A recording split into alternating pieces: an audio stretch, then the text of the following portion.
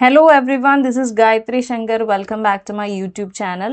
So, നമ്മൾ Kerala SET പ്രിപ്പറേഷന് വേണ്ടിയിട്ടുള്ള ഡീറ്റെയിൽഡ് ഫ്രീ ക്ലാസ്സസ് ഇട്ടുകൊണ്ടിരിക്കുകയായിരുന്നു. So this is class number 2. സോ ഞാൻ യൂണിറ്റ് 4 മോഡ്യൂൾ 2 ആണ് ഇന്ന് എടുക്കുന്നത്, സോഷ്യോളജിക്കൽ ഫൗണ്ടേഷൻസ് ഓഫ് എഡ്യൂക്കേഷൻ. നിങ്ങൾക്ക് കേരള സെറ്റ് ക്രാക്ക് ചെയ്യണമെങ്കിലുള്ള ഒരു preparation strategy I've put in my playlist. അപ്പോൾ ഈ വീഡിയോയും ആ പ്ലേലിസ്റ്റിൽ ഉണ്ടായിരിക്കും. നിങ്ങൾ ആ പ്ലേലിസ്റ്റ് ഓർഡറിൽ കണ്ടുവരികയാണെങ്കിൽ you will also get 3 marathons which will help you to understand the whole syllabus in one go. And then നിങ്ങൾ ഈ ഡീറ്റെയിൽഡ് ക്ലാസ് കാണുകയാണെങ്കിൽ I think it will be sufficient enough for you to crack set paper 1. അപ്പോൾ let's go into the video. ഇന്ന് നമ്മൾ sociological foundations of education ആണ് discuss ചെയ്യുന്നത്. According to your syllabus, these are the topics that we should look into. So without any delay let's start this video.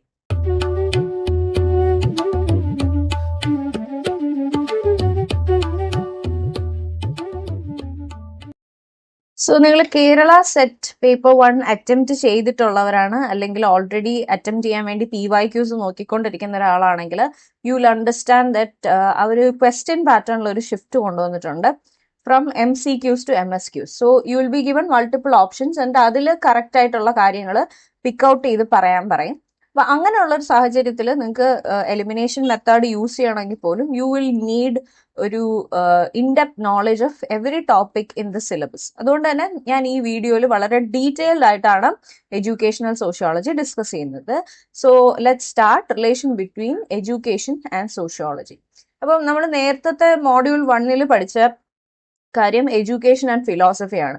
എഡ്യൂക്കേഷന് ഓരോ കോണ്ടെക്സ്റ്റിലും ഒരു different meaning ആണ് കൊടുക്കുന്നത്. Philosophical എഡ്യൂക്കേഷനിൽ വേറൊരു meaning ആണ് കൊടുത്തത്. But in terms of sociology, education is actually a social process where you are transmitting knowledge, skills, values and culture. ഒരു സൊസൈറ്റിയിൽ ഹ്യൂമൻസിന് ജീവിക്കാൻ വേണ്ടിയിട്ട് നമുക്കറിയാം man is a social animal. അപ്പോൾ ഒരു സൊസൈറ്റിയിൽ ജീവിക്കാൻ ഒരാൾക്ക്, ഒരു ഇൻഡിവിജ്വലിന് അത്യാവശ്യമായ knowledge, skills, values and cultures provide ചെയ്യുന്ന ഒരു പ്രോസസ്സിനാണ് എഡ്യൂക്കേഷൻ എന്ന് സോഷ്യോളജിയിൽ വിളിക്കുന്നത്.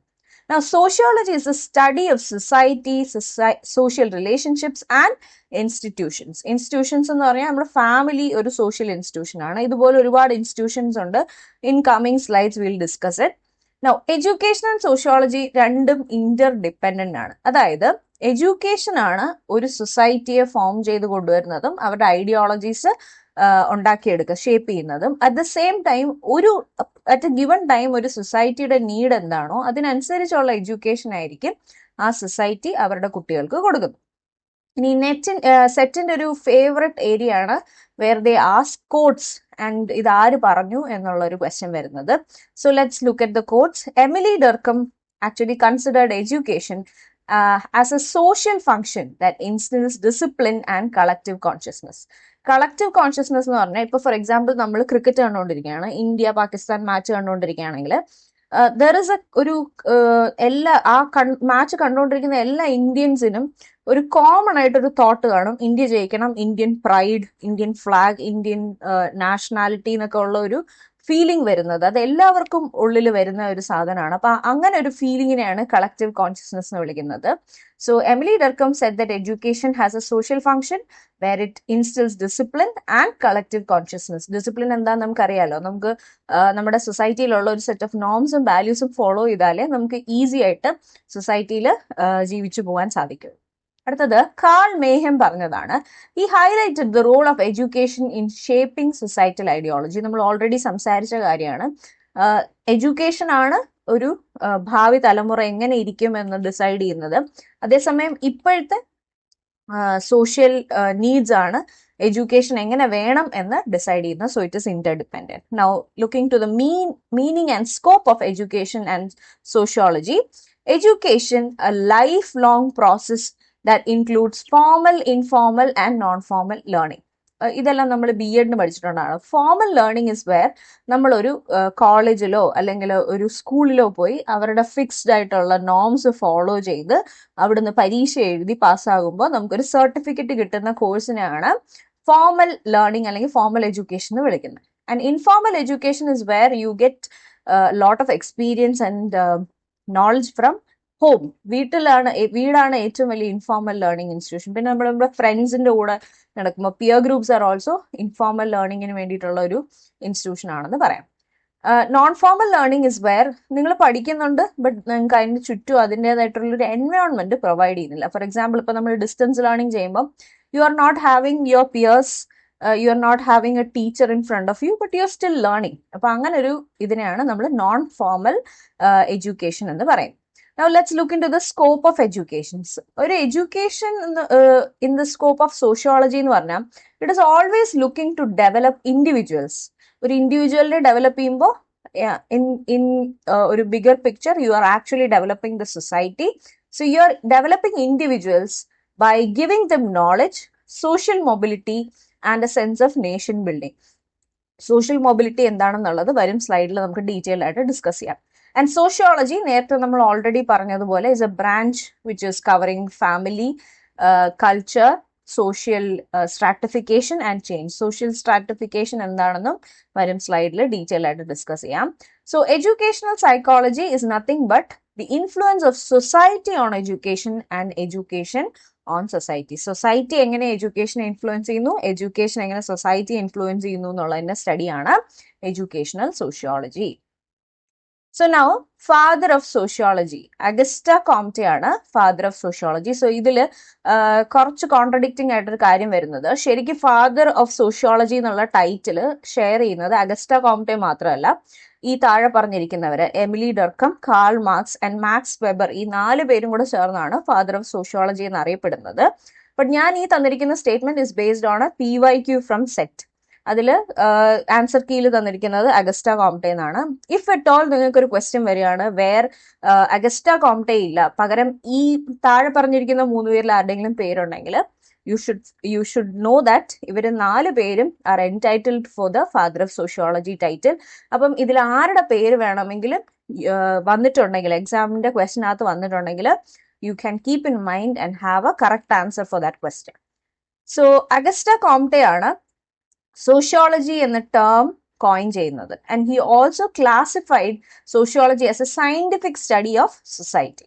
There are 3 stages in development of sociology. One is theological, other one is metaphysical, and the last one is positive.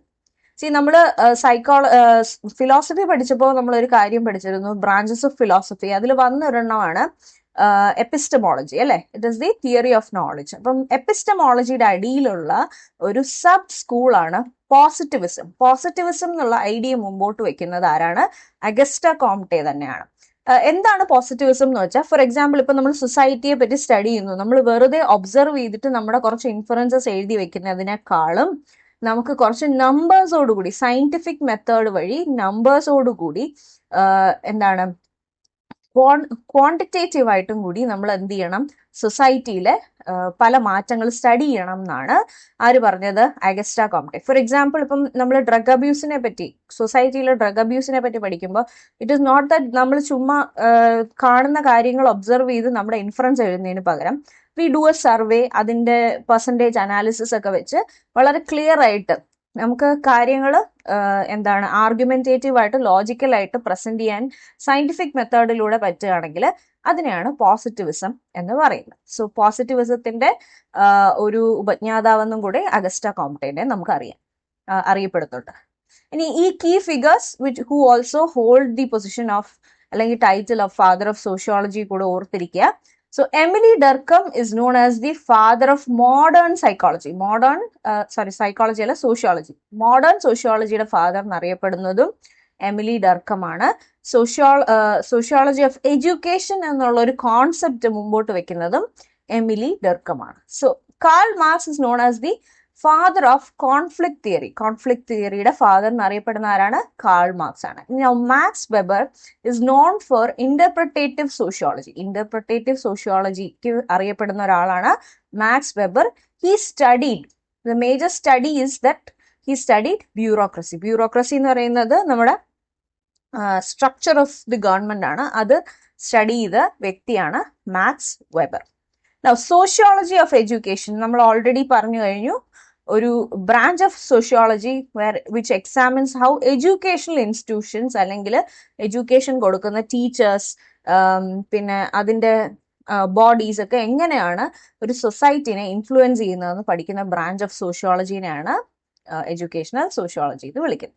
ഇനി key functions of educational sociology എന്ന് പറയുന്നത് socialisation.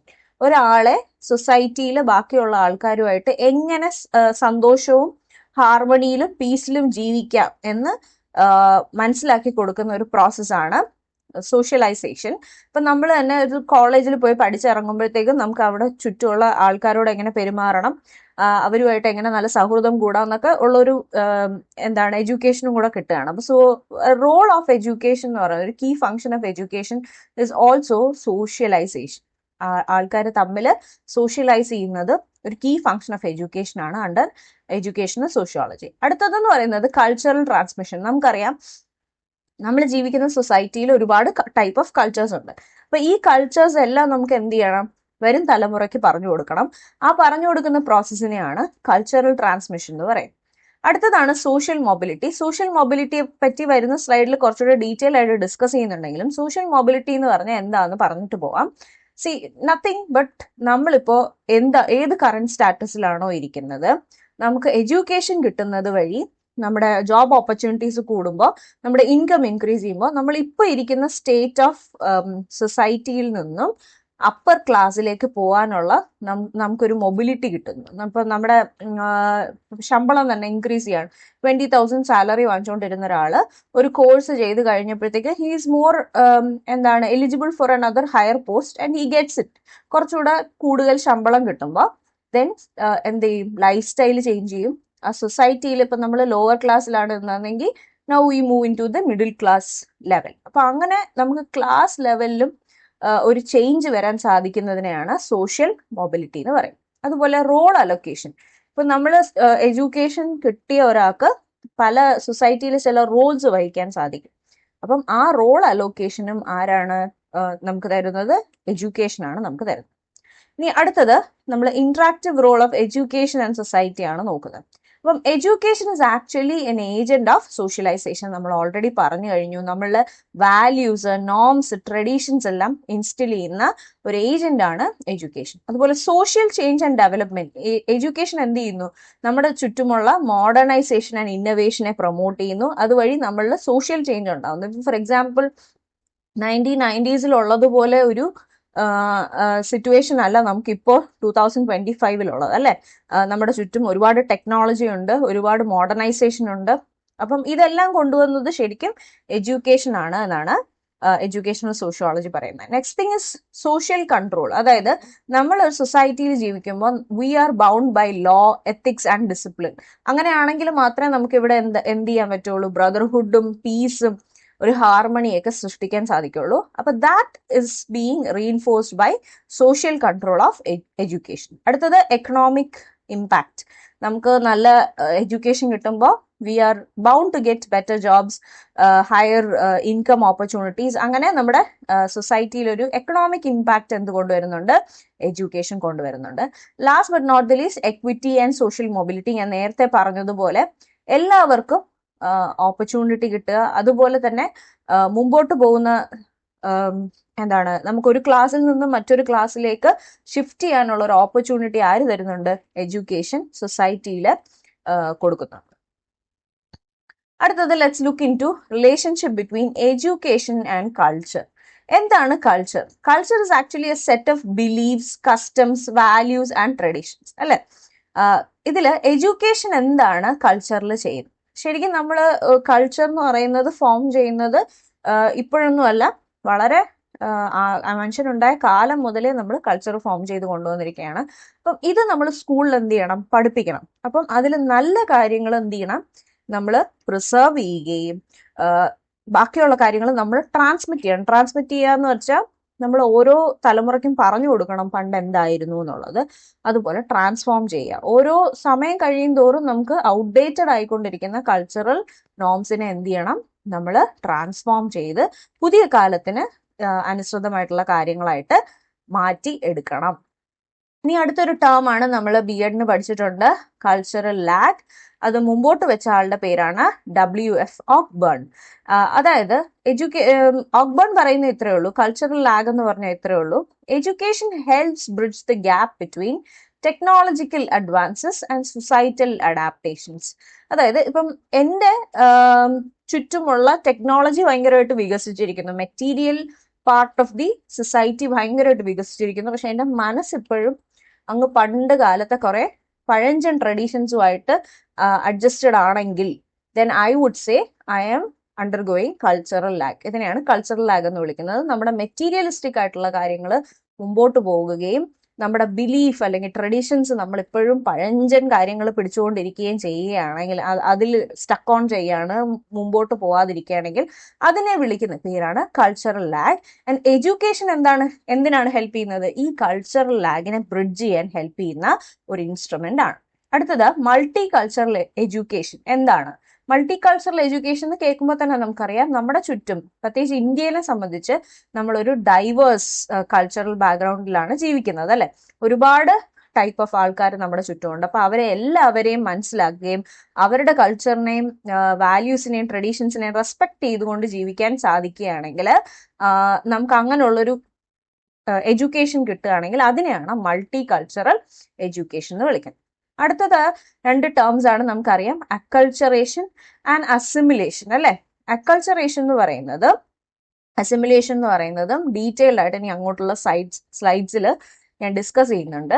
But just know this, education actually helps integrate. അതായത് acculturation ആണെങ്കിലും assimilation ആണെങ്കിലും ഒക്കെ നമ്മൾ, acculturation എന്ന് പറഞ്ഞാൽ ഒന്നുമില്ല, നമ്മൾ നമ്മുടെ തന്നെ ട്രഡീഷൻസിനെ എന്ത് ചെയ്യാം, കീപ്പ് ചെയ്യുക, നമ്മൾ അതിനെ പരിപോഷിപ്പിക്കുക എന്നുള്ളതാണ്. അപ്പം അങ്ങനെയുള്ളൊരു നമ്മുടെ തന്നെ കൾച്ചറിനെ മനസ്സിലാക്കാനും അതിന്റെ പ്രാധാന്യം മനസ്സിലാക്കാനും അതിന്റെ ഒരു ഡൈവേഴ്സിറ്റി, അതായത് ബാക്കിയുള്ളവരുടെയും മനസ്സിലാക്കി അതിനെ പ്രിസർവ് ചെയ്യാനും ഒക്കെ എന്തുകൊണ്ട് സാധിക്കും? എഡ്യൂക്കേഷൻ ഹെൽപ്പ് ചെയ്യും.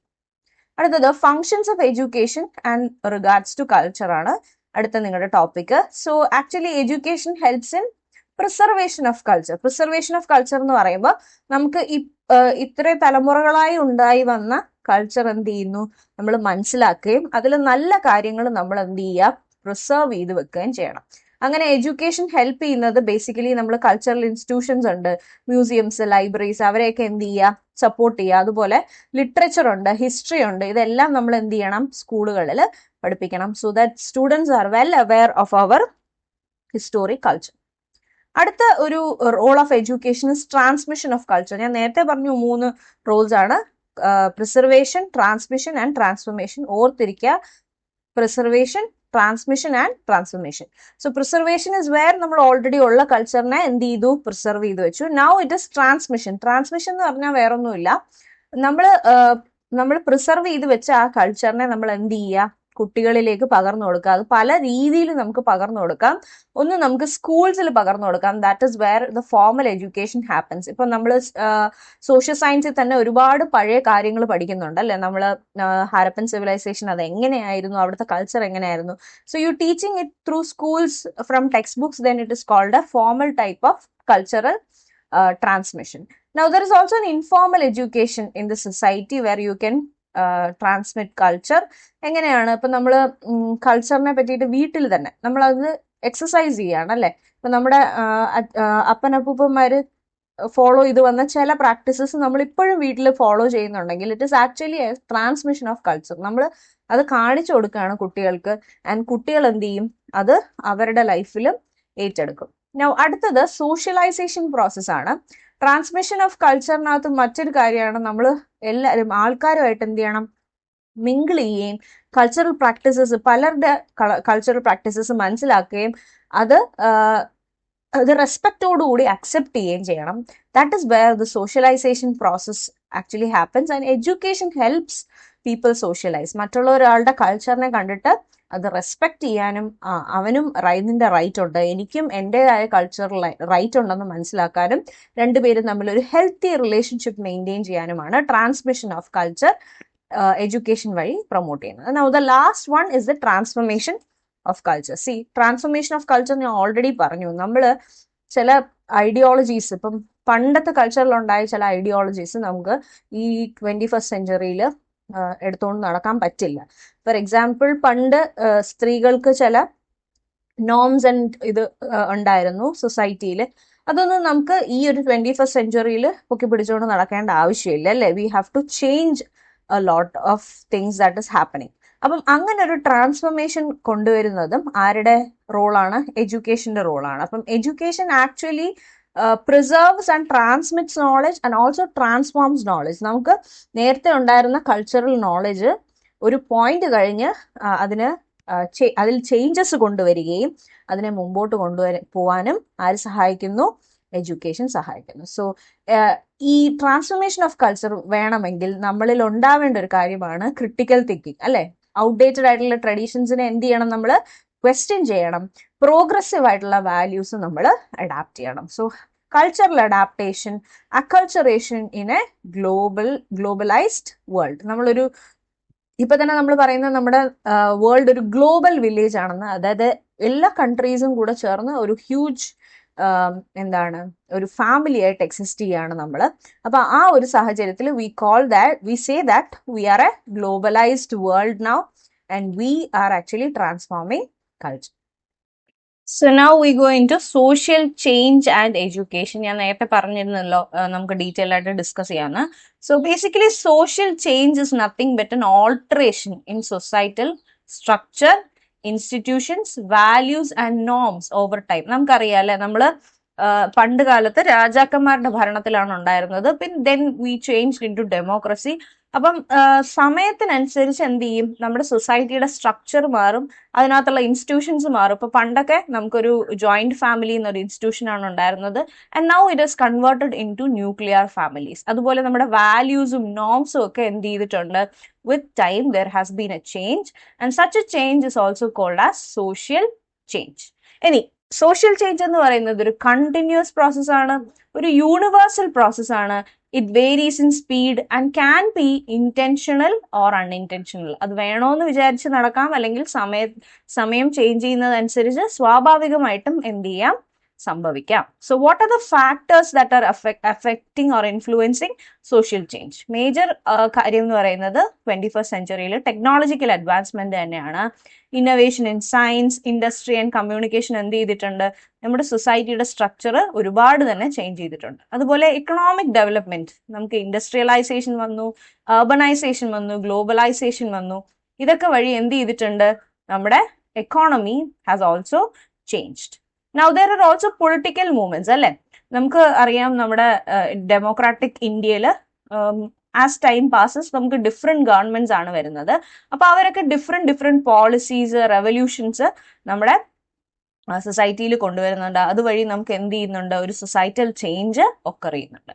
Now there is also a cultural factor where we shift in values, traditions, lifestyle. നമ്മുടെ ലൈഫ് സ്റ്റൈൽ ഒക്കെ മാറിക്കൊണ്ടിരിക്കുകയാണ്. We are influenced by a lot of people. അപ്പം നമ്മുടെ ഇപ്പം even in India there are people who live like Americans. അപ്പം ഇതൊക്കെ ഒരു ഇൻഫ്ലുവൻസർഷിപ്പിന്റെ ഭാഗമായിട്ട് സംഭവിക്കുന്ന ഒരു കൾച്ചറൽ ഷിഫ്റ്റ് ആണ്. അപ്പം it is happening everywhere, it is universal. അതിന്റെ സ്പീഡ് പലതാണ്, ഇന്റൻഷനിലും ഉണ്ട്, അൺഇൻറ്റൻഷനിലും ഉണ്ട്. And then there is education. ഒരുപാട് അവയർനെസ് ആൾക്കാരിൽ എത്തിക്കുന്നുണ്ട്, ക്രിട്ടിക്കൽ തിങ്കിങ് ഉണർത്തുന്നുണ്ട്. And there are also reforms that are being happening in the society, which all are factors of social change. Now, role of education in social change. എങ്ങനെയാണ് education social change നമ്മുടെ സൊസൈറ്റിയിൽ കൊണ്ടുവരുന്നതെന്ന് പറഞ്ഞാൽ, rational thinking and scientific temper ആര് develop ചെയ്യുന്നുണ്ട്? ആൾക്കാരിൽ education develop ചെയ്യുന്നുണ്ട്. അതുപോലെ it promotes gender equality. ഇപ്പൊ തന്നെ നമ്മുടെ നാട്ടില് there are 3 type of genders and all the 3 are given equal opportunities, അല്ലെ? അപ്പം ജെൻഡർ ഇക്വാളിറ്റി ഉണ്ട്, ഡെമോക്രസി ഉണ്ട്, and there is also human rights. ഒരാൾക്ക് കിട്ടേണ്ട എല്ലാ റൈറ്റ്സും R given by the Constitution of India. And also it tries to reduce social changes, also reduce social evils like discrimination and superstitions. പണ്ടത്തെ കാലത്തൊക്കെ നമുക്കറിയാം ഒരുപാട് type of superstitions ഉണ്ടായിരുന്നു പല റിലീജിയൻസിലും. അതുപോലെ ഡിസ്ക്രിമിനേറ്റീവ് ബിഹേവിയർ ഉണ്ടായിരുന്നു. But as time has progress, people have changed all that. അതെന്താണ്? Majorly because they have been educated, അവർക്ക് അവയർനെസ്സും ഒരു ചിന്താശക്തിയും ഒക്കെ കൊടുത്തിട്ടുണ്ട്. So now they are able to understand ഇതിന്റെ ഒന്നും ആവശ്യമില്ല. അങ്ങനെ ഒരുപാട് സോഷ്യൽ ഈവിൾസിനെ കർബ് ചെയ്യാൻ ആർക്ക് സാധിച്ചിട്ടുണ്ട്?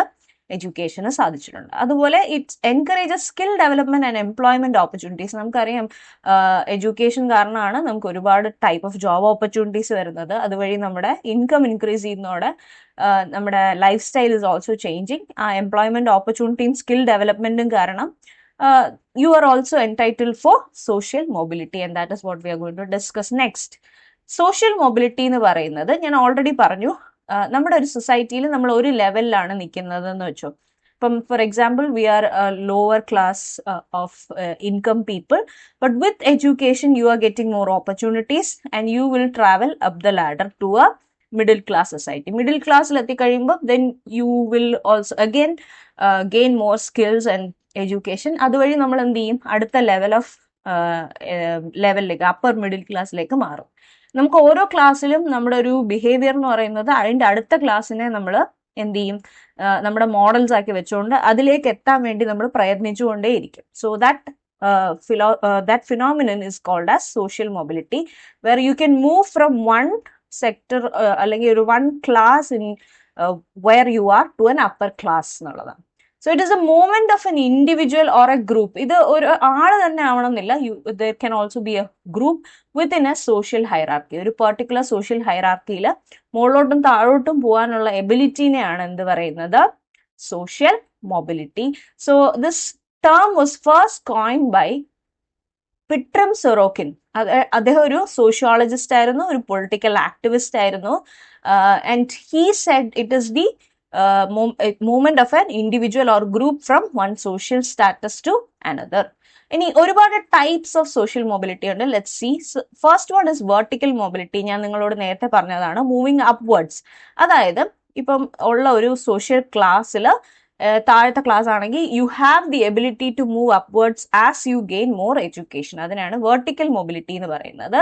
അടുത്തത് you have horizontal mobility, where a change in occupation or location occurs without change in status. For example, നമ്മളിപ്പോൾ മിഡിൽ ക്ലാസ് ഫാമിലിയാണ് and you are changing a job, but ആ ജോബ് ചേഞ്ച് ചെയ്തു എന്നല്ലാതെ നിങ്ങളുടെ സോഷ്യൽ സ്റ്റാറ്റസിൽ ഒരു വ്യത്യാസം വന്നിട്ടില്ല. You are still in the middle class line, but you have not achieved upper ക്ലാസ്സിലേക്കുള്ളൊരു ട്രാൻസിഷൻ അച്ചീവ് ചെയ്തിട്ടില്ല, but you have changed job or changed location. അതിനെയാണ് ഹൊറിസോണ്ടൽ മൊബിലിറ്റി എന്ന് പറയാം. Now you have intergenerational mobility. അതായത് status change across ജനറേഷനെയാണ് intergenerational mobility എന്ന് പറയുന്നത്.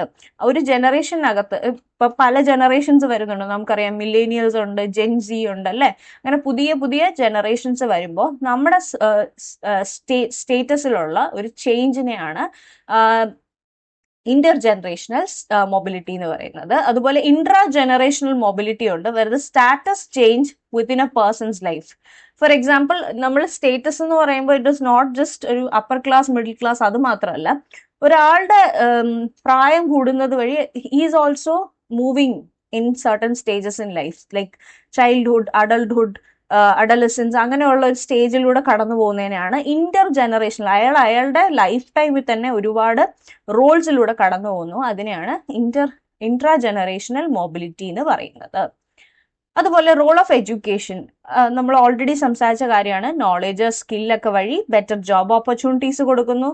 നമ്മുടെ ഇടയിലുള്ള ഒരു കാസ്റ്റ്, ജെൻഡർ, റീജിയൻ ഡിസ്പാരിറ്റീസ് ഒക്കെ കുറയ്ക്കാൻ എഡ്യൂക്കേഷൻ സഹായിച്ചിട്ടുണ്ട്. അതുവഴി തന്നെ നമ്മുടെ ചിന്താഗതി മാറുമ്പോൾ തന്നെ നമുക്ക് നമ്മുടെ ചിന്താഗതി ബേസ് ചെയ്തിട്ടുള്ള ഒരു സോഷ്യൽ സ്റ്റാറ്റസിലും വ്യത്യാസം വരും. It also creates equal platforms for all sections of society. ഇപ്പം നമ്മൾ വിമനെ പറ്റി തന്നെ പറയുകയാണെങ്കിൽ, in earlier days we had no rights to do a lot of stuff. പക്ഷെ നമ്മളിപ്പോൾ അങ്ങനെയല്ല, we are very much equal to a man in all sense, അല്ലേ? അതെല്ലാം എഡ്യൂക്കേഷൻ വഴിയാണ് നമുക്ക് കിട്ടിയിട്ടുള്ളത്. Now, what is actually hindering a positive social change?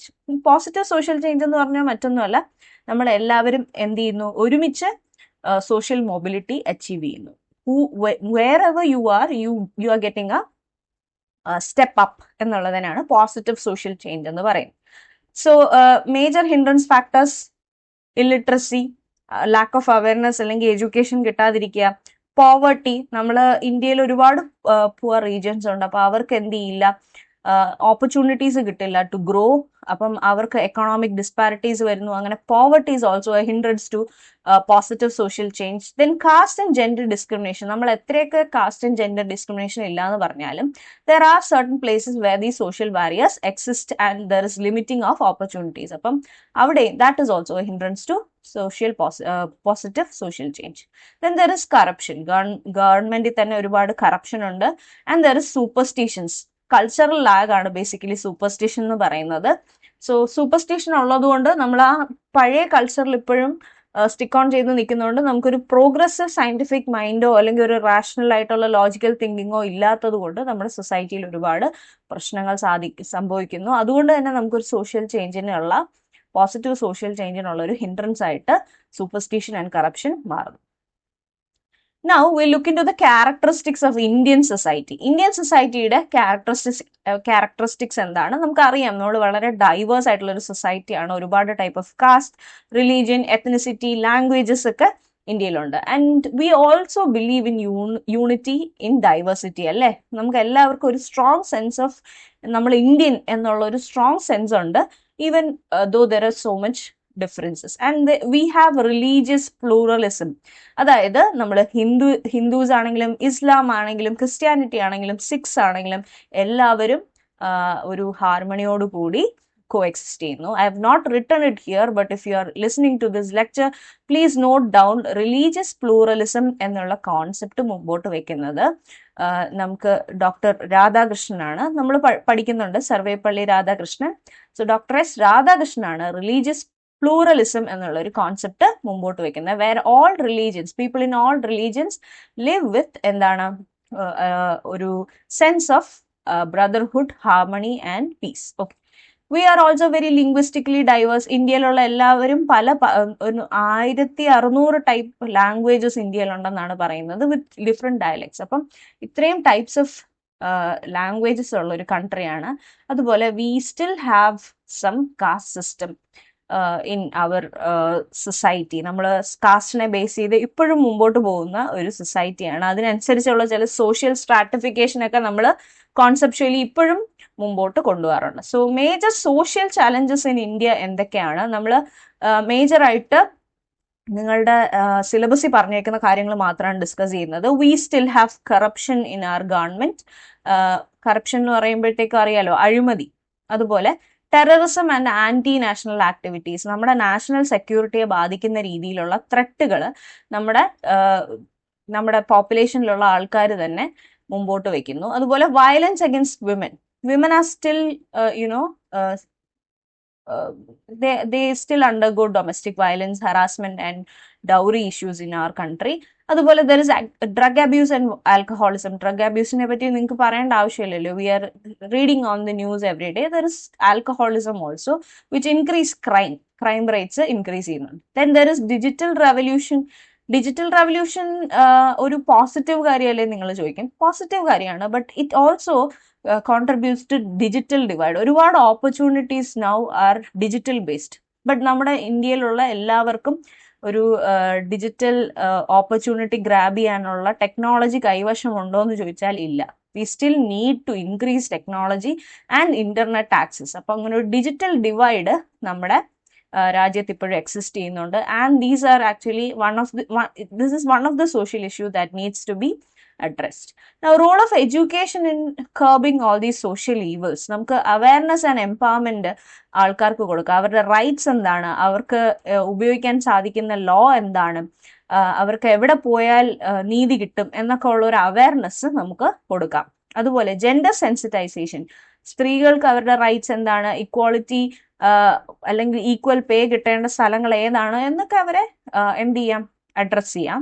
അതുപോലെ ethical and moral education. നമുക്കറിയാം നമ്മുടെ സ്കൂൾ സിലബസിൽ ദർ ഈസ് മോറൽ സയൻസ്, പക്ഷെ അത് പലപ്പോഴും എന്ത് ചെയ്യാറുണ്ട്, ഇറ്റ് ഗെറ്റ്സ് ഇൻ ടു ഒരു ടൈപ്പ് ഓഫ് മാർക്ക് ഈസി ആയിട്ട് സ്കോർ ചെയ്യാൻ പറ്റുന്ന ഒരു സബ്ജക്റ്റ് ആയിട്ട് മാറിപ്പോവാറുണ്ട്. rather than cultivating values in people. But still, നമ്മൾ ethical and moral education എന്ത് ചെയ്യേണ്ടതുണ്ട്, strengthen ചെയ്യേണ്ടതുണ്ട്. Now we also need to increase vocational training. ആൾക്കാർക്ക് എംപ്ലോയ്മെന്റ് ഓപ്പർച്യൂണിറ്റീസ് കൂട്ടുന്ന രീതിയിൽ സ്കിൽ ബേസ്ഡ് ആയിട്ടുള്ള ട്രെയിനിങ് കൊടുക്കണം. അതുപോലെ സയന്റിഫിക് തിങ്കിങ്, നമ്മൾ ഇപ്പോഴും ചില സൂപ്പർസ്റ്റിഷൻസിൽ പെട്ട് കിടക്കുന്നുണ്ടെങ്കിൽ അതിന്റെ major reason is because we are not thinking logically എന്നുള്ളതാണ്. So we have to improve scientific thinking, eliminate superstition and promote rational decision making. Logically വളരെ കറക്റ്റ് ആയിട്ടുള്ള decision making കുട്ടികളെ പഠിപ്പിക്കേണ്ടിയിരിക്കുന്നു. So we can say that education is actually a powerful tool for social transformation, promoting progress, equality and national development. Now we'll look into some major social institutions. ഞാൻ നേരത്തെ പറഞ്ഞു social institutions എന്ന് പറയുന്നത് a structured system that govern human behavior, interactions in the society. ഒരാളെ സംബന്ധിച്ച് അയാളുടെ ബിഹേവിയറിനെ എന്ത് ചെയ്യുന്ന, ഗവേൺ ചെയ്യുന്ന ഒരു സ്ട്രക്ചേർഡ് സിസ്റ്റമാണ് where he is actually interacting with the people around him. So let us look at some major social institution.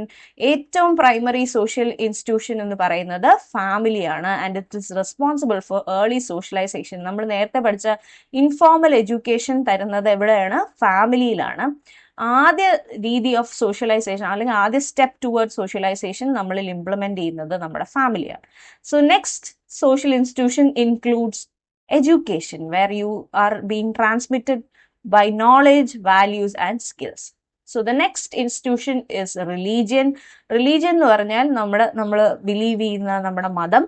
So you have it helps you shapes morals and ethical beliefs. അത് നിങ്ങൾ നിങ്ങൾ ഏത് type of മതസ്ഥരാണോ അതിനനുസരിച്ചുള്ള moral and ethical believes ആയിരിക്കും നിങ്ങൾക്ക് ഉണ്ടാവുക. Next social institution is economy. അതായത് economy എന്ന് പറയുമ്പോഴത്തേക്കും നമ്മുടെ ഇൻഡസ്ട്രിയൽ മേഖലയാണ്, where you are regulating production, distribution and consumption of resources. And then there is a government and politics. അതാണ് അടുത്ത major social institution, which establishes laws, policies and maintains social order. And one of the most major എന്ന് പറയാൻ പറ്റുന്ന ഒരെണ്ണമാണ് media. It actually influences public opinion and awareness. മീഡിയയ്ക്ക് സൊസൈറ്റിയിൽ ഒരു huge role play ചെയ്യാറുണ്ട്. മീഡിയയ്ക്ക് സൊസൈറ്റിയുടെ ഒപ്പീനിയനെ തന്നെ ഇൻഫ്ലുവൻസ് ചെയ്യാനുള്ള ഒരു വലിയ കേപ്പബിലിറ്റി ഉള്ള ഇൻസ്റ്റിറ്റ്യൂഷനാണ്. Now will look at role of social institution in inculcating values. നിങ്ങളുടെ സിലബസിൽ പറഞ്ഞിരിക്കുന്ന കാര്യങ്ങൾ മാത്രമാണ് ഡിസ്കസ് ചെയ്യുന്നത്. സോ ഡെമോക്രസിയാണ് ആദ്യം പറഞ്ഞിരിക്കുന്ന value which has to be inculcated in social institutions. So ഫാമിലിയിൽ എങ്ങനെ ഡെമോക്രസി ഇംപ്ലിമെന്റ് ചെയ്യാന്ന് വെച്ചാൽ you respect the opinions and make collective decisions. ഇപ്പൊ വീട്ടിൽ തന്നെ 4 പേരെ ഉള്ളെങ്കിൽ 4 പേരും ഇരുന്ന് സംസാരിച്ച് 4 പേരുടെ ഒപ്പീനിയൻസ് ശേഖരിച്ചതിന് ശേഷം you come to a conclusion that is called collective decision making. Then in education, teacher ഒരു ക്ലാസ് റൂമിൽ കുട്ടികൾക്ക് ഡെമോക്രാറ്റിക് ആയിട്ടുള്ള ഓപ്പർച്യൂണിറ്റീസ് കൊടുക്കുക, അവർക്ക് സംസാരിക്കാനും അവരുടെ ലീഡറിനെ തിരഞ്ഞെടുക്കാൻ അവർക്കൊരു വോട്ടിംഗ് അതൊക്കെ ഇംപ്ലിമെന്റ് ചെയ്യുന്നത് വഴി you can make education also democratic. Government, as we all no, it is already democratic in India. നമ്മളൊരു വോട്ടിംഗ് സിസ്റ്റം വഴിയാണ് ഡെമോക്രസി പ്രൊവൈഡ് ചെയ്യുന്നത്. And media is where medias democracy എങ്ങനെയാണ് ഫോളോ ചെയ്യുന്നതെന്ന് പറഞ്ഞാൽ ദേ പ്രൊവൈഡ് അവയർനെസ്. അതുപോലെ പല മൾട്ടിപ്പിൾ പെർസ്പെക്റ്റീവ്സിലുള്ള ആൾക്കാരുടെയൊക്കെ ഇന്റർവ്യൂസ് നമ്മൾ കാണാറുണ്ട് അല്ലേ. അപ്പം even in channel discussions you have A lot of people representing different aspects of A particular issue. അപ്പൊ അതൊക്കെ എന്ത് ചെയ്യാണ്, ഡെമോക്രസിയെ സ്ട്രെങ്തൻ ചെയ്യുകയാണ്. Another basic value that has been given in your syllabus is secularism. Secularism എന്താണെന്ന് എല്ലാവർക്കും അറിയാം. നമ്മുടെ കൂടെയുള്ള എല്ലാ റിലീജിയൻസിനെയും റിലീജിയസ് പ്ലൂറലിസത്തിനെ തന്നെയാണ് സെക്യുലറിസം എന്ന് വിളിക്കുന്നത്. അതായത് നമ്മുടെ ചുറ്റുമുള്ള മറ്റെല്ലാ റിലീജിയനെയും നമ്മുടെ ഉൾപ്പെടെ നമ്മൾ റെസ്പെക്ട് ചെയ്യുകയും അത് മുമ്പോട്ട് വയ്ക്കുന്ന ചില ആശയങ്ങളെ ടോളറേറ്റ് ചെയ്യാനും സാധിക്കുക. അതായത് ഇപ്പൊ ചിലപ്പോൾ എൻ്റെ റിലീജിയൻ പറയുന്ന ഒരു കാര്യം വേറൊരു റിലീജിയനിലുള്ള ആൾക്ക് ഇഷ്ടമായിരിക്കില്ല, but still I have to respect it and be tolerant എന്നുള്ളതാണ്. So education actually helps in promoting secularism, where you are encouraging students to become religious tolerant and mutual respect. അത് അവൻ്റെ ട്രഡീഷനിൽ അങ്ങനെയാണ് പറഞ്ഞിരിക്കുന്നത്, and he has to do it, so I will respect it എന്നുള്ളൊരു കാര്യം മുമ്പോട്ട് വയ്ക്കുക. അതുപോലെ റിലീജിയനിൽ തന്നെയും you have to emphasise universal values. നമ്മൾ എന്തൊക്കെ റിലീജിയൻസ് ഡിഫറെൻ്റ് ആണെന്ന് പറഞ്ഞാലും എല്ലാ റിലീജിയൻ്റെയും ഒരു കോർ എന്ന് പറയുന്നത് കുറച്ച് യൂണിവേഴ്സൽ വാല്യൂസ് ആണ്. And it has to be put forward to make compassion and justice in the society. എല്ലാ മതങ്ങളിലും ജസ്റ്റിസും കമ്പാഷനും, അതായത് ഒരു ബ്രദർഹുഡ്, ഒരു സഹോദര്യത്വവും അതുപോലെ ഒരു കുറച്ച് മോറൽ എത്തിക്സും എല്ലാവരിലും ജനറേറ്റ് ചെയ്യുക എന്നുള്ളത് തന്നെയാണ് എല്ലാ മതങ്ങളുടെയും അടിസ്ഥാനം. Now finally the government has to be very vigilant in promoting secularism. ആവശ്യമില്ലാത്ത പ്രശ്നങ്ങളൊക്കെ ഉണ്ടാവുകയാണെങ്കിൽ, മതപരമായ പ്രശ്നങ്ങൾ ഉണ്ടാവുകയാണെങ്കിൽ അതിൽ കറക്റ്റായിട്ട് പോളിസി ഉണ്ടാക്കാനും അവിടെ ലോ എൻഫോഴ്സ് ചെയ്യാനും ഗവൺമെന്റിന് സാധിക്കണം. And final one that is said in your syllabus is national integration. National integration എന്ന് പറഞ്ഞാൽ നമ്മുടെ എല്ലാ മതസ്ഥരെയും, എല്ലാ ജാതി മത ഭേദമന്യേ എല്ലാവരെയും കൂടി ഒരുമിച്ചൊരു കൾച്ചറൽ ഹാർമണിയിൽ മുമ്പോട്ട് കൊണ്ടുപോകുക. ഒറ്റ നേഷൻ അല്ലെങ്കിൽ ഒരു ഇന്ത്യ എന്നുള്ള ഒരു ഒറ്റ പേരിൽ ഒരു പ്രൈഡായിട്ട് മുമ്പോട്ട് പോകാൻ സാധിക്കുക എന്നുള്ളതിനാണ് നാഷണൽ ഇൻറ്റഗ്രേഷൻ എന്ന് പറയുന്ന വാല്യൂ. സോ എഡ്യൂക്കേഷൻ ആക്ച്വലി നമ്മൾ പേട്രിയോട്ടിസം ഉണ്ടാക്കുന്നുണ്ട്, യൂണിറ്റി ഇൻ ഡൈവേഴ്സിറ്റി. ഇപ്പം നമ്മൾ സ്കൂളുകളിൽ രാവിലെയും വൈകിട്ടും നാഷണൽ ആന്തം പാടുന്നത് പോലും is a part of fostering patriotism. Now then in ഫാമിലിയിൽ തന്നെ പല ഡിഫറെന്റ് കൾച്ചറൽ ബാക്ക്ഗ്രൗണ്ടിലുള്ളവരെ റെസ്പെക്ട് ചെയ്യാനും, ഇപ്പം നമ്മളൊരു റെസിഡൻസ് അസോസിയേഷനിൽ ജീവിക്കുകയാണ്, നമ്മുടെ ചുറ്റുമുള്ള ആൾക്കാരെ റെസ്പെക്ട് ചെയ്യാൻ കുട്ടികളെ പഠിപ്പിക്കുന്നത് തന്നെ is A form of national integration. നമ്മൾ അവരൊക്കെ ആയിട്ട് സന്തോഷമായിട്ട് മുമ്പോട്ട് പോകണം എന്നുള്ളത് പഠിപ്പിക്കുന്നത് is A form of teaching national integration. And media should highlight achievements and contribution from all section of society. ഇപ്പം നമ്മൾ ന്യൂസ് കാണുമ്പോൾ തന്നെ there is representation of different societies, different section of societies, അല്ലെ, ക്ലാസ്, കാസ്റ്റ്, റിലീജിയൻ, എല്ലാവരുടെയും വോയിസുകൾ raise ചെയ്യാനുള്ള ഒരു platform എന്ത് ചെയ്യണം, മീഡിയ കൊടുക്കണം. And finally government should implement policies that will bridge economic and social disparities. ആൾക്കാർ തമ്മിലുള്ള ഒരു ഗ്യാപ്പ് ഫില്ല് ചെയ്യാൻ തരത്തിലുള്ള പോളിസീസ് ആര് കൊണ്ടുവരണം? ഗവൺമെന്റ് കൊണ്ടുവരണം.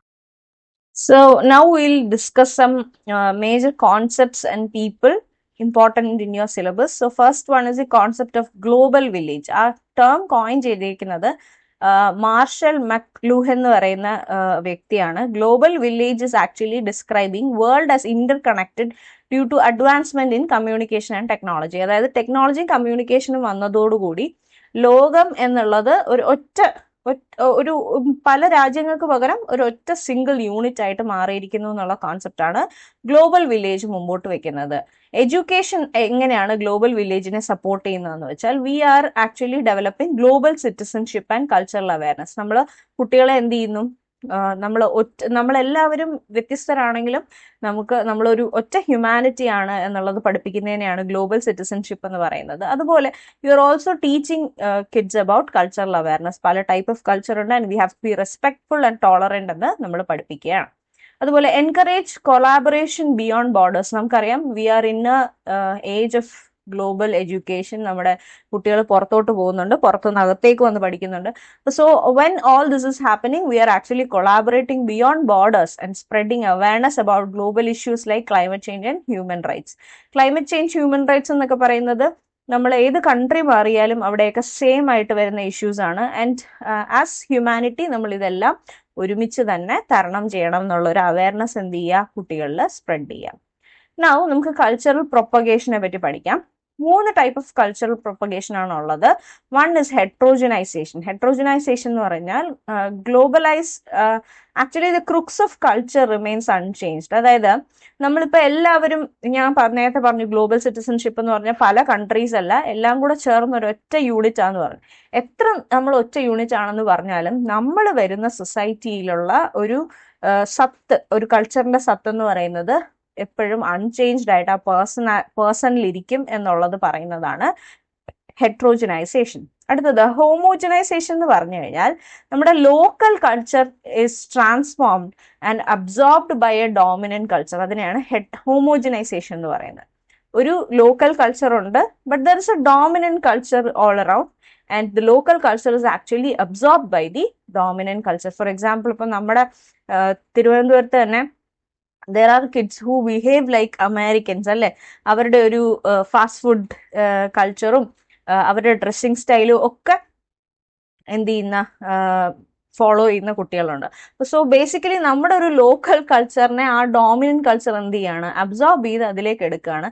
They are still Indians, they have the values of Indians, but there are certain things that the American culture is dominating. അതാണ് example ആയിട്ട് എനിക്ക് പറയാനുള്ളത്. Then there is hybridization, which is mixing and blending of cultures. അത് നമ്മുടെ നാട്ടിൽ നടക്കുന്ന ഒരു കാര്യമാണ്. We have a lot of എന്താണ് blend of cultures. Especially India എന്ന് പറയുന്ന രാജ്യത്ത് തമിഴ്നാട്ടിൽ നിന്ന് ആൾക്കാർ വരുന്നുണ്ട് കേരളത്തിലേക്ക്, ബംഗാളിൽ നിന്ന് ആൾക്കാർ വരുന്നുണ്ട്.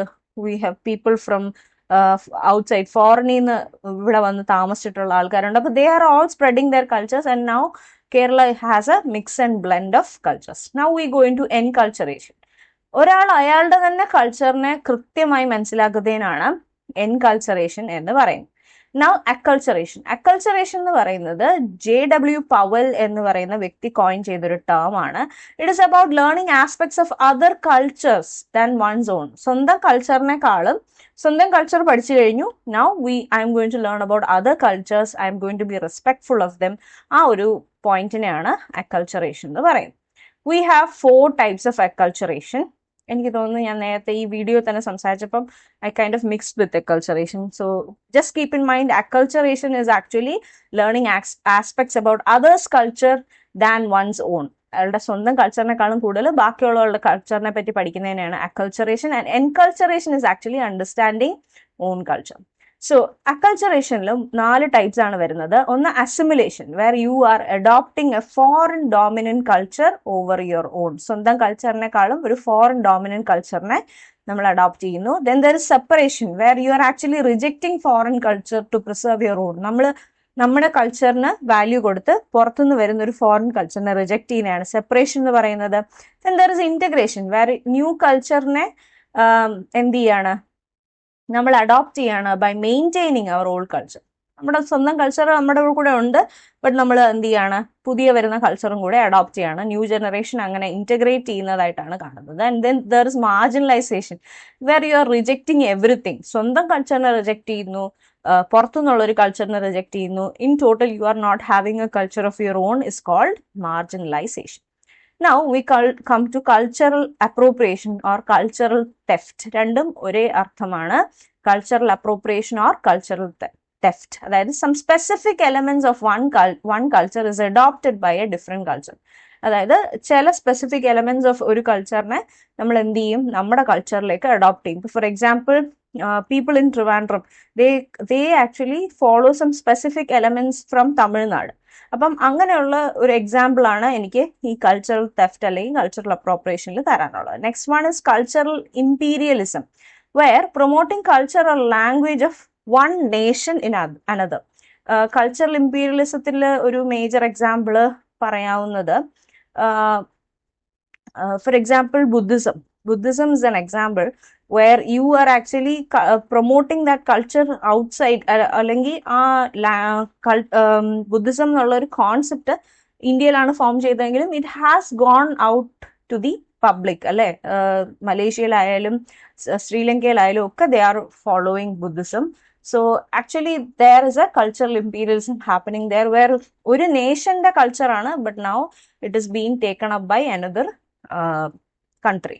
So then there is cultural lag. നമ്മൾ ഓൾറെഡി ഡിസ്കസ് ചെയ്തു, WF Ogburn. അതായത് non material culture lags behind material culture. നമ്മുടെ ടെക്നോളജി ഫാർ ഹെഡ് ആയാലും നമ്മൾ ചില സൂപ്പർസ്റ്റിഷൻസിനെ കെട്ടിപ്പിടിച്ചുകൊണ്ടിരുന്നാൽ then we say that we are having cultural lag. And there is cultural inertia.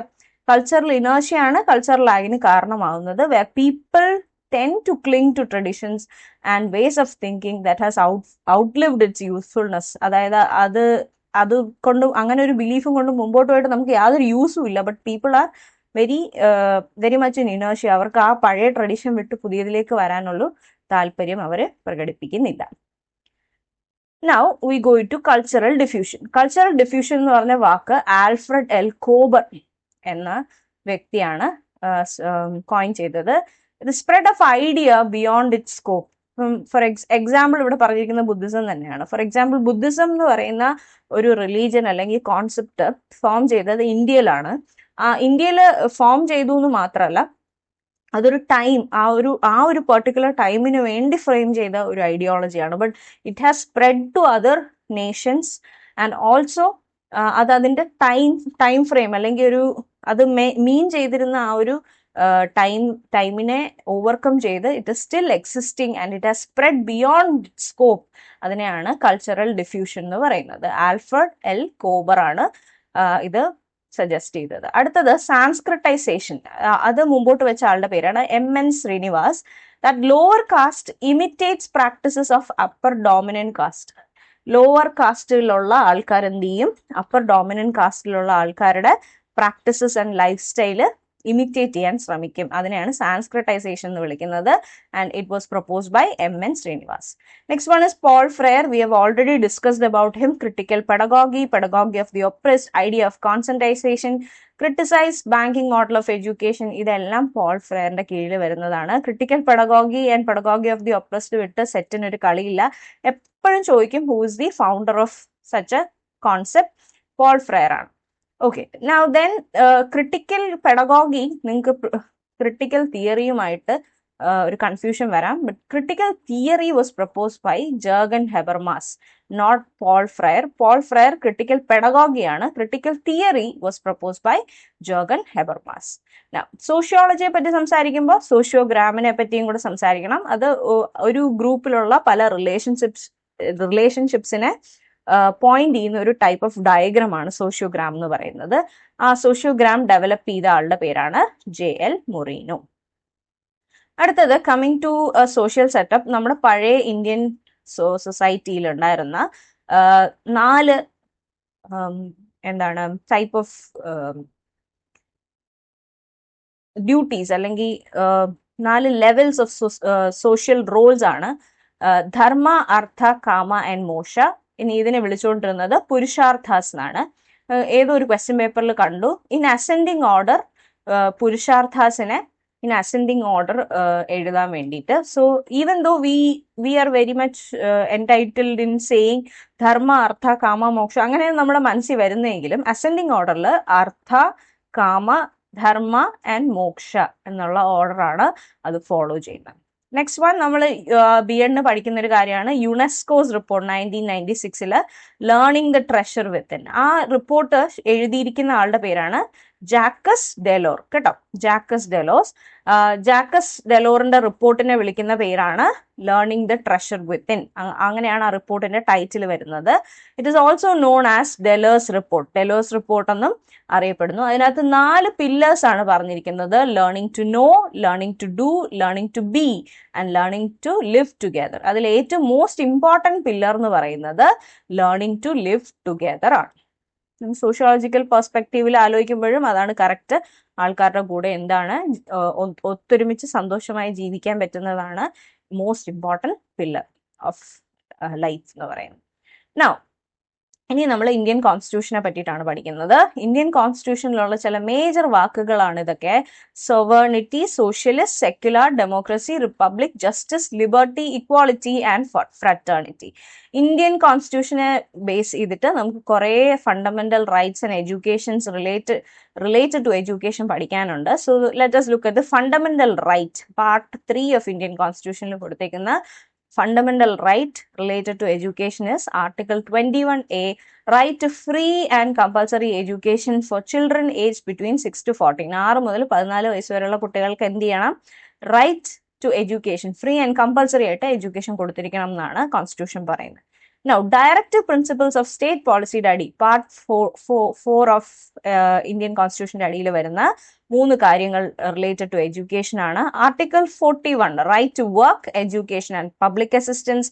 Article 45 early childhood care and education ECCE for children below 6 years. 6 വയസ്സിന് താഴെയുള്ള കുട്ടികൾക്ക് എന്ത് ചെയ്യണം? Early childhood and education, early childhood care and education compulsory ആയിട്ട് കൊടുത്തിരിക്കണം. അതിനാണ് അംഗൻവാടീസ് ഒക്കെ നമ്മൾ എന്ത് ചെയ്യുന്നത്? ഹോസ്റ്റ് ചെയ്യുന്നത്. അതുപോലെ article 46 is a promotion of education and economic interest of scheduled caste and scheduled tribe. Weaker sections of the സൊസൈറ്റിയെ നമ്മൾ എന്ത് ചെയ്യണം? പ്രൊമോട്ട് ചെയ്യണം എന്നാണ് പറഞ്ഞിരിക്കുന്നത്. നൗ ഫണ്ടമെന്റൽ ഡ്യൂട്ടീസ്, അതായത് പാർട്ട് 4A ആർട്ടിക്കിൾ 51A അടിയിൽ വരുന്ന ചില മേജർ കാര്യങ്ങളാണ് ഇനി പറയാൻ പോകുന്നത്. First one is article 51AH which says that the develop scientific temper, humanism and spirit of enquiry in Indians എല്ലാവർക്കും എന്ത് വേണം? Scientific temper, humanism and spirit of enquiry അവരിൽ ഉണ്ടായിരിക്കണം. അതായത് നമ്മൾ ഇന്ത്യൻസ് ജീവിക്കേണ്ടത് തന്നെ ഒരു സയന്റിഫിക് വേ ഓഫ് തിങ്കിങ്ങിലായിരിക്കണം എന്നാണ് ആർട്ടിക്കിൾ 51AH പറയുന്നത്. സയന്റിഫിക് ടെമ്പർ എന്നുള്ള വാക്ക് ആരാണ് കോയിൻ ചെയ്തതെന്ന് അറിയാമോ? നമ്മുടെ first prime minister Jawaharlal Nehru ആണ് ഈ term coined the term scientific temper in his book The Discovery of India. അത് 1946 പബ്ലിഷ് ചെയ്ത The Discovery of India എന്നുള്ള ബുക്കിലാണ് ആദ്യമായിട്ട് സയന്റിഫിക് ടെമ്പർ എന്ന വാക്ക് എഴുതിയിരിക്കുന്നത്. It was coined by Jawaharlal Nehru. നമ്മുടെ കോൺസ്റ്റിറ്റ്യൂഷനിൽ ഈ article 51AH Indians should have scientific temper എന്ന് എഴുതിയിരിക്കുന്നത് അങ്ങനെ എഴുതിയിരിക്കുന്നത് 42nd അമെൻമെന്റിൽ 42nd അമെൻമെന്റ് എന്ന് പറയുന്നത് കോൺസ്റ്റിറ്റ്യൂഷണൽ അമെൻമെന്റ് കൊണ്ടുവന്നത് എമർജൻസി കാലഘട്ടത്തിലാണ്. 1976 എമർജൻസി കാലഘട്ടത്തിൽ അത് കൊണ്ടുവരാൻ മുൻകൈ എടുത്ത ആളാരാണ്? ഇന്ദിരാഗാന്ധിയാണ്. അടുത്തത് ആർട്ടിക്കിൾ 51AK. അത് പറയുന്നത് ഇത്രയേ ഉള്ളൂ. Duty of parents and guardians to provide education to children age between 6 and 14 years. നമുക്ക് ഫണ്ടമെന്റൽ റൈറ്റ്സ് മാത്രമല്ല ചില ഡ്യൂട്ടീസും ഉണ്ട്. അതിൽ main duty of the parent or guardian is that children should compulsorily attend education to 6 to 14 years. ആ ഏജിനകത്ത് നമ്മൾ education കൊടുത്തില്ല എന്നുണ്ടെങ്കിൽ പാരന്റിനോ ഗാർഡിയനോ നമുക്ക് എഗൻസ്റ്റ് ആയിട്ട് എന്ത് ചെയ്യാം? ലോ എൻഫോഴ്സ്മെന്റ്സ് കൊണ്ടുവരാൻ സാധിക്കും ഈ ആർട്ടിക്കിൾ അനുസരിച്ച്. Some other important articles എന്ന് പറയുന്നത് article 29 where there is protection of culture and educational right of minorities. മൈനോറിറ്റീസിന്റെ കൾച്ചറിനെയും എഡ്യൂക്കേഷനെയും എന്ത് ചെയ്യുന്നു?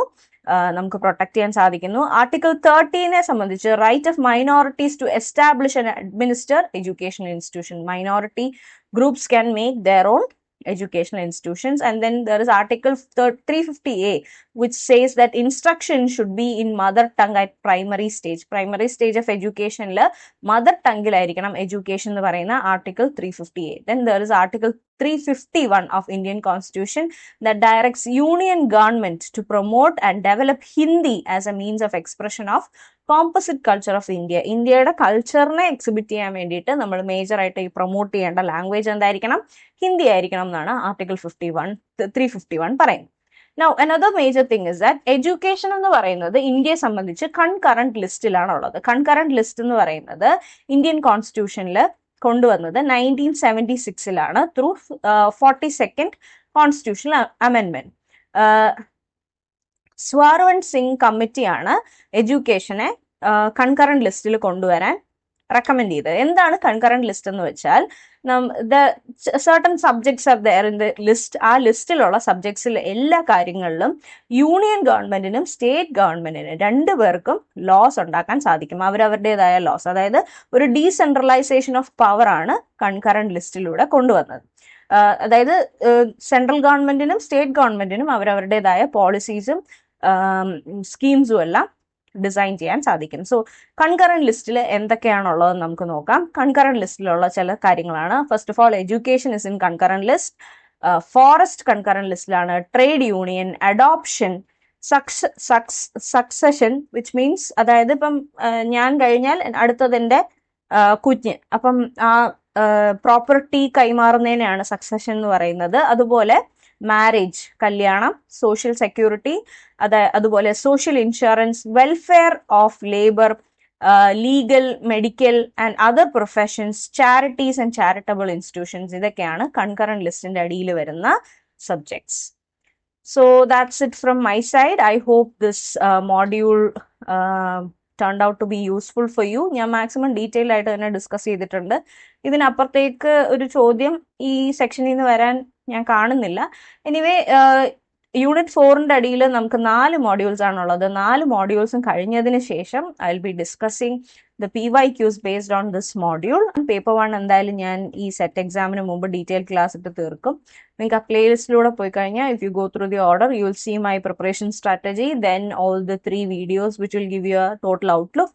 പിന്നെ നിങ്ങൾ ഡീറ്റെയിൽ വീഡിയോ കാണുകയാണെങ്കിൽ ക്രിസ്പ് നോട്ട്സ് ഉണ്ടാക്കി വെക്കുക. പേപ്പർ 1ന് ഇത് തന്നെ ധാരാളം. പേപ്പർ 2 നിങ്ങൾക്ക് ബുക്സ് റെഫർ ചെയ്യാം. I will put a list of books that you can refer to. and about my classes. Let's see what happens. So that's it from my side today. Thank you. Like, share, subscribe, and stay tuned to learn with Gayatri. Bye.